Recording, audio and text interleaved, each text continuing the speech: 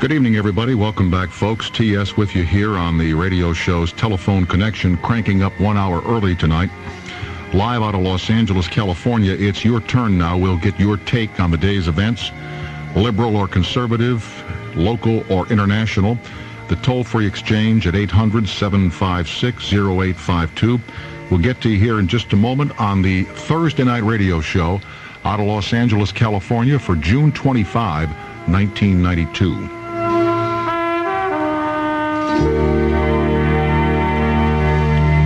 There is a hotel union here in Los Angeles which is having problems with management.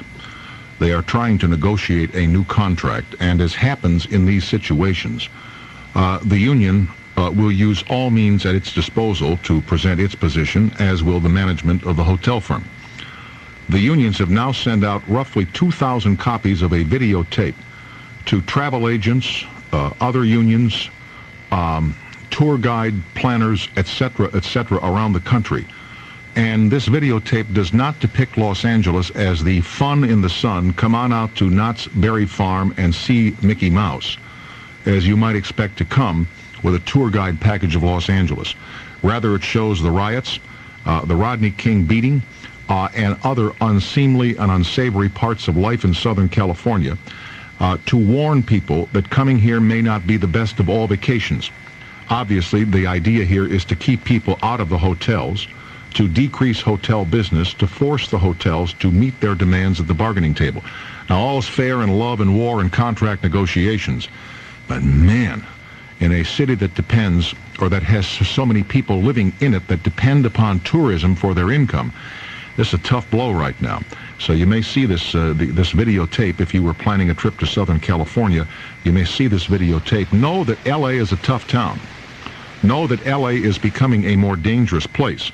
But Los Angeles is not on the verge of anarchy 7 days a week, 365 days a year. That is not the case. Some years ago when I lived in New York, the police were at odds with the city over their contract, over their rates of pay, and they passed out brochures, mailed brochures around the country depicting New York as Fear City. That if you came to New York, it was a virtual certainty you're going to get mugged or beat up or robbed or rolled. And of course, such is not the case. But it just demonstrates, again, the times in which we live. In this instance, a union in negotiation with management, sending out videotapes that hopefully, or that in their view, will lessen the bargaining position of their management at the contract negotiation table. There's a story in USA Today which indicates how stupid things get in going through life. Back in New York, there's a building over on West 57th Street. It's the CBS broadcast building. It's not their main corporate headquarters, but it's their broadcast center in New York, and they do all kinds of programs. They do the world news with Dan Rather, and they do the local news on WCBS TV Channel 2 back there with the most beloved man in all of New York television, crack meteorologist Dr. Frank Field. They do the Joan Rivers there. They do Joan Rivers show. They do 60 Minutes, all kinds of stuff, okay? And naturally, a lot of the production offices are on the 9th floor there, and there are mutual restrooms. I mean, the programs all share the same bathrooms. People from 60 Minutes and people from the Joan Rivers show, people from the news, etc., etc., etc. Now, one of the producers at 60 Minutes, her name is Susan Biber, and this is in the paper today, has brought the accusation that Joan Rivers allows her dog to urinate in the women's restroom at the CBS Broadcast Center in New York. You don't believe this now? Huh? Let's talk about this mentality. Joan Rivers said on her show Wednesday that her dog is so small it would fall in the commode if it tried. There is an argument between the two staffs. It was joined by 60 Minutes correspondents Morley Safer and Ed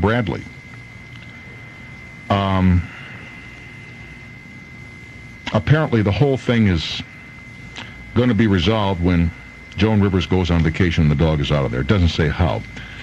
But of all the things to get into a snit over, the, Joan Rivers' dog in the bathroom.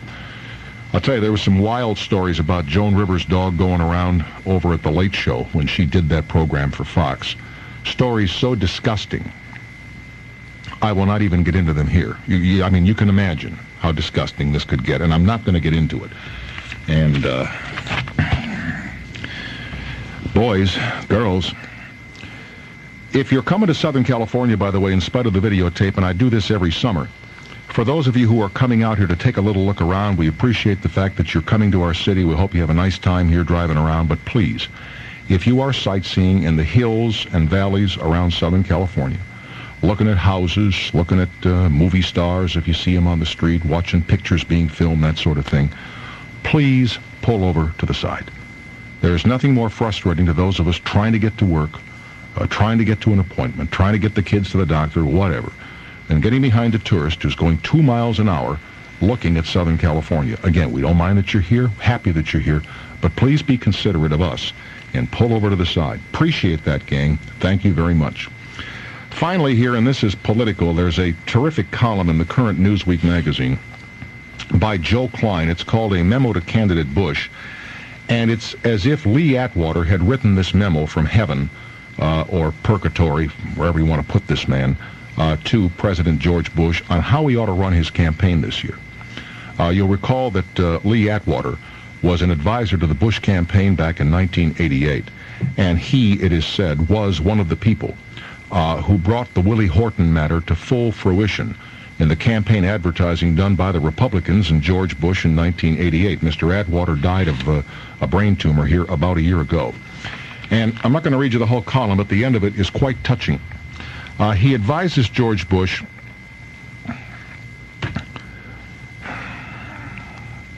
if you're running just because the White House is there, don't. You'll be embarrassed, if not in November, then over the next 4 years. Resign now. The argument's easy. The mission of your generation was to fight and win the Cold War. You won it. Now it's time for a new generation to meet the next great test. You can do that, quit with honor, and touch off a great brawl at the GOP convention in August. But if you really are set on running, he says to George Bush, you're going to have to be serious about a new post-Cold War agenda. Pick a goal and follow through. I don't care what mission you choose, the budget deficit, education, building the transportation system of the 21st century, whatever it is. But, Mr. President, you really have to care about it, or people will know that you are simply going through the motions. If you don't have the interest or the energy for an honest campaign, don't waste your time. Life is too short. You can trust me on that. This by Lee Atwater, who died of brain cancer just about a year ago. Anyway, your calls are up and running. We're at 800-756-0852, and we'll get you on the air here right after these messages. Here in Los Angeles, the radio show is produced by Debbie Alpert and Paula Schuster, who's out sick tonight. The assistant producer is Lisa Erspalmer, and the chief engineer and production manager is Bob DePriest. Actually, I'm the production manager, but I let Bob have that title here late at night. In New York, we have the team of Dennis Meehan and Beaumont Small. Thank you, ladies and gentlemen, here and there, thanks to the board ops, the boys and girls at all the stations across North America. Appreciate your help, gang, in the production and presentation of the Thursday Night Radio Show.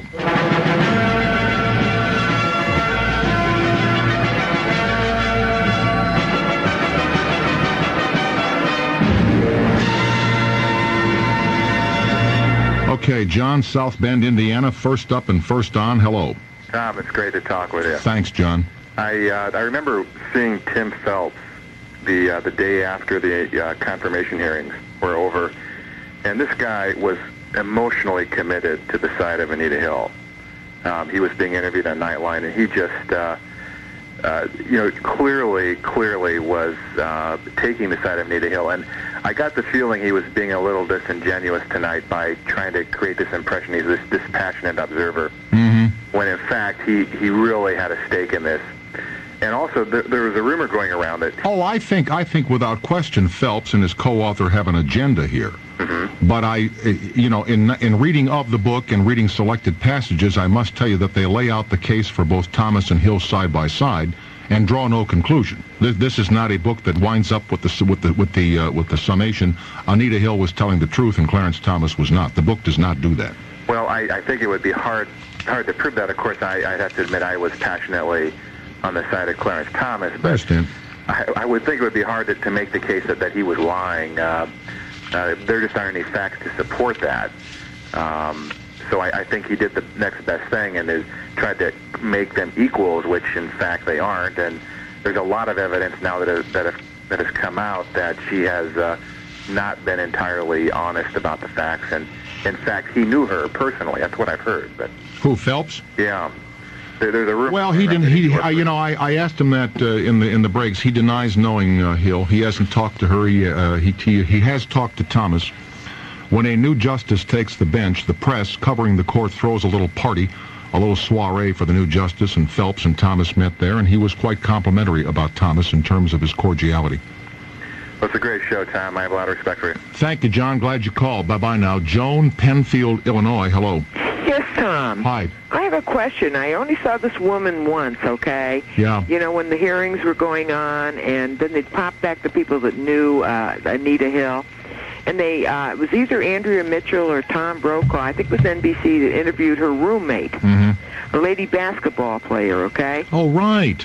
Remember? Yeah. Okay, and my problem with all of this is her roommate said that Anita Hill never told her any of this.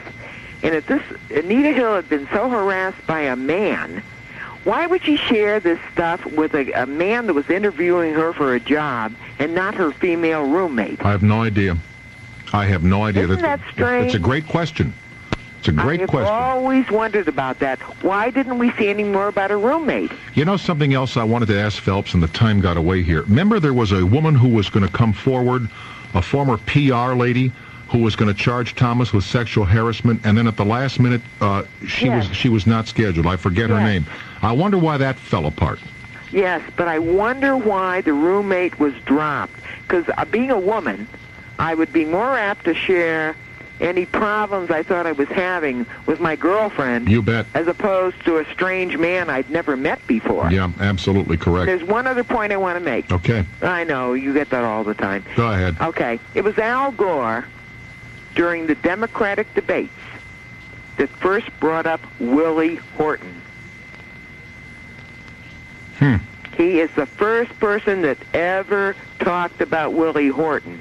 You mean when he was confronting Dukakis? Yeah, when they were debating. Yeah, okay, in '88. No, I didn't recall that. I don't recall that. Oh, I know. But no, see, we're so overloaded, Tom. You know that.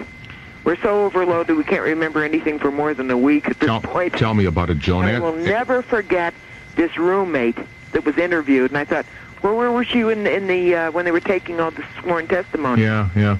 Good point, Joan. Glad you called, my friend. Okay, thanks pal. Tom. Bye-bye. Greg in Topeka, Kansas. Hello. Hello there, Tom. Hi. One quick thing. You said something about R. Emmett Terrell. You said something nasty about people with letters for their first name. Well, I've never trusted guys who use an initial for their first name. Now, that brings up a question. Does that mean you don't trust H. Ross Perot? That's very true. Oh, okay. That's very true. A couple of quick things, and the lady just mentioned the thing about Willie Horton. There's one other aspect. It was one of the helpers for Mario Cuomo, who was on loan to Gore, who actually fed that information to him the first. That's what I've heard. Oh, regarding Willie Horton? Yeah, it's kind of like Mr. Cuomo. Just if anybody stands a chance of doing anything, he seems to try and submarine him as long as it isn't him. But let's get back to, I originally called about the Thomas thing. There were... Okay, I'll let you go on that, but let me just interject a thought here on Cuomo. Isn't it interesting that Cuomo he's almost like the godfather of the Democratic Party. He's in the background, like you say, it was an aide to Cuomo that fed the information about Willie Horton. Off on leave. It's Cuomo who is offering to, is it Cuomo who's offering to mediate a dispute between Clinton and Jackson? Yeah, but that would kill Clinton. Clinton, I'm sorry. All I can think is... I know, it's hard to say his name, I know. Yeah, it's true. But it's almost like Cuomo is hoping that everybody fails all the time, yet he doesn't want to step forward himself and take It's almost like he wants to be anointed. Everybody just says, oh, we can't win this thing, let's get out of the way, and we'll let Cuomo run and win. Yeah. But on to the Clarence Thomas thing, there were a couple of things that I had run into. One was a letter that was sent by a colleague of Anita Hill that had said that she felt that Hill was untrustworthy and selfish and a number of other things, and was real mad after she got passed over for a promotion. Mm-hmm. But this lady, obviously a lot of people would think that people who worked with Clarence Thomas would try and butter him up, but this lady was fired by Thomas. And another aspect that I found real fascinating was there was a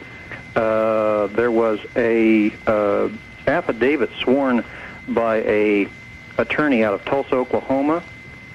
Had you heard about that? No, I haven't. His name is Lawrence Shiles. And he claimed that while he was in law school in Tulsa at Oral Roberts, that he had received back a paper that had pubic hairs on it, strangely enough. Jeez. And this was backed up by two other law students, and they were Jeffrey Londorf and where did Mark this Stewart. Yeah, where did this paper come from with the pubic hairs? It came back from her after he had handed in the lesson and opened it back up and saw these on there, was just kind of dumbfounded. You mean he handed in the lesson to Professor Hill? Yeah. Wow. The statement here, shortly after class began, Professor Hill gave a written assignment, completed and duly turned it in.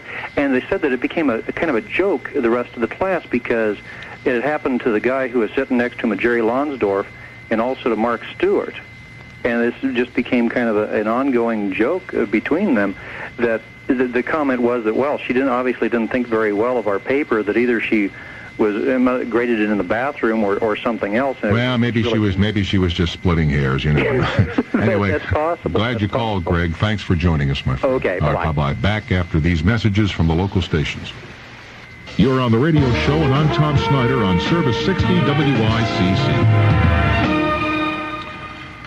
Okay, here's Ann in Park Ridge, Illinois. Hello. Hi there, Tom. Hi, Ann. Interesting discussion this evening. It would seem to me, however, that Mr. Phelps certainly has his own anti-Thomas agenda, and for that reason, I don't see any value in his book. Well, then I guess you won't be buying it then. I certainly will be buying it. I mean, if you think back to the time of the hearings, I mean, all America watched the hearings, and at the conclusion, the overwhelming number did not believe Anita Hill. That's correct. Women. That's correct. As a matter of fact, every caller to this show tonight has been on the side of Judge Thomas and rejects the position of Anita Hill. Well, I think that is certainly based on the fact that she really did not have a single credible character witness. There was not anyone that they were able to bring forward to really credibly substantiate her story. The issues around that situation. Yeah, well, the problem she faced was to prove beyond reasonable doubt, and she did not do that. There's no question about it. Well, that's right, but there are a lot of other extenuating situations. The fact of the leak from the Senate committee, the fact of the organizations that True. she was in cahoots with to get Thomas. Let me have you hold on here for a couple of minutes through the break because I want to ask you a question. We'll be right back with Ann, more of you on the toll-free line after these messages.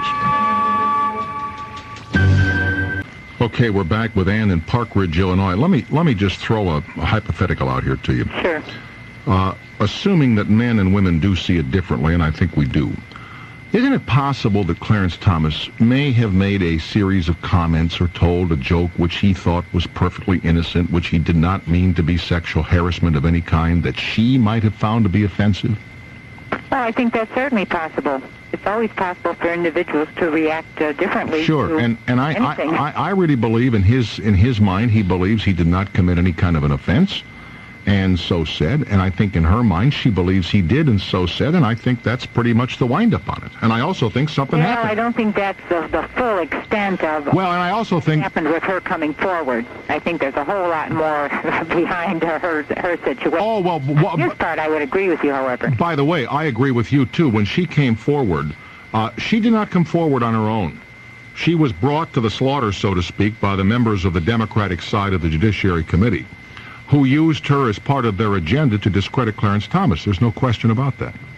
Well, I agree. As far as Mr. Phelps, I would just make the one point, though. I have to really wonder what his motivation is in rehashing the story now, though. Well, you make the great point. Why bring it up now? It's over. Right. I mean, okay. Okay, thanks, Ann. Ann. Appreciate it. Bye-bye. Boy, Ann's one of the first callers in a long time that was more eager to get out than I was to have her get out. Ann did not have one more thing. She said,